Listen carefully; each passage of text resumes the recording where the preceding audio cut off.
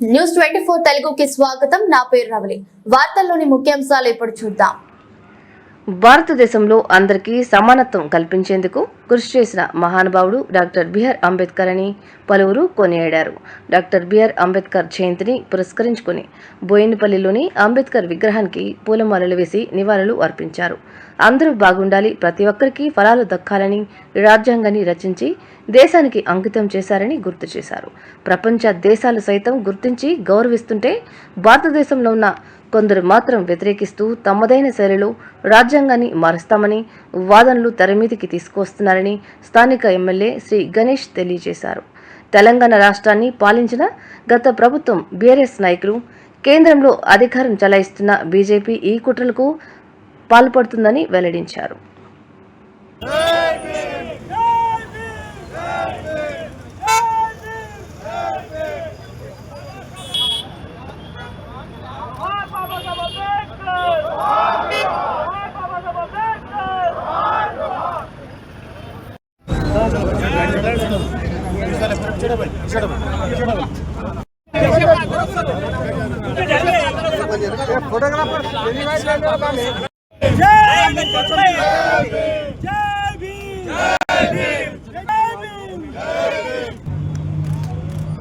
Right, sir, right. Okay.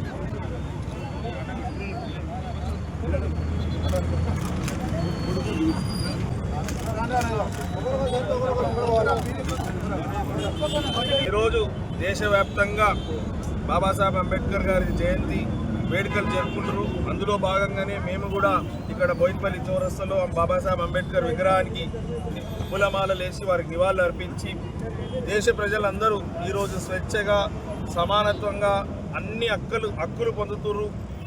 బాగుండ్రు అంటే దానికి ముఖ్య కారణం మన రాజ్యాంగం.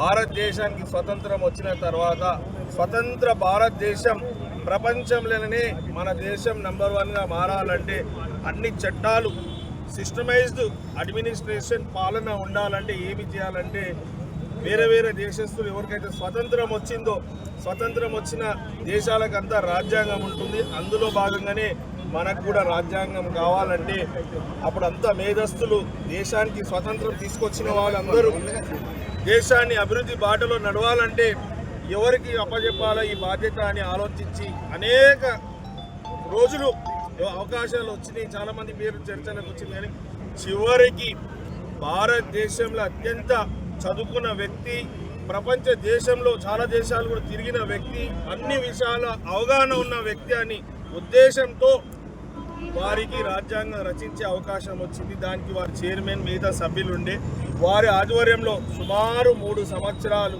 వారి జీవితం అంతా ఈ రాజ్యాంగం రాయడానికి కేటాయించి మరి చిన్ననాటి నుంచి ఎన్ని అవమానాలకు గురైనా, ఎంత కుల వివక్షకు గురైనా, ఎన్ని ఇబ్బందులు ఎదుర్కొన్నా అవన్నీ పక్కకు పెట్టి దేశమే ముందు అనే ఉద్దేశంగా దేశానికి రాయాల్సిన అవసరం వచ్చినప్పుడు రాజ్యాంగాన్ని అన్ని పక్కగా పెట్టి దేశం అభివృద్ధి కావాలంటే అందరూ సమానంగా డెవలప్మెంట్ అయినప్పుడే అవుతుంది అనే ఉద్దేశంగా అన్ని రిజర్వేషన్లు కూడా తీసుకొచ్చింది ఆనాడు. అందుకే ఒక వర్గం ఎదిగిపోయి ఇంకో వర్గం కింద ఉంటే దేశం అభివృద్ధి బాటలో పోదు. కాబట్టి అన్ని వర్గాలు సమానంగా డెవలప్మెంట్ అయితేనే దేశం అభివృద్ధి అవుతుందని ఆలోచించి వారు తీసుకున్న నిర్ణయమే ఈరోజు ఇంత స్వేచ్ఛగా సంతోషంగా ఉన్నాం.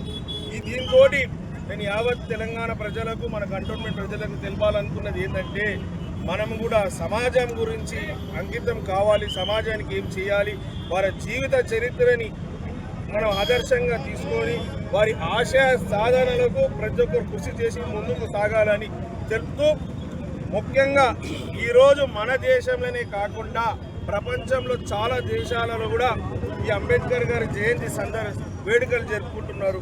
మీకు అందరికీ తెలుసు, లండన్లో వారి యూనివర్సిటీలో చదువుకున్న టైంలో ఆయన ఏదైతే చదువుకున్న టైంలో కిరాయికి ఉండనో ఇల్లు, ఆ ఇల్లును కూడా మీరు మ్యూజియం తయారు చేసి, అదే మాదిరిగా అమెరికాలో చదువుకున్న యూనివర్సిటీలో కూడా వారి విగ్రహం పెట్టడం జరిగింది.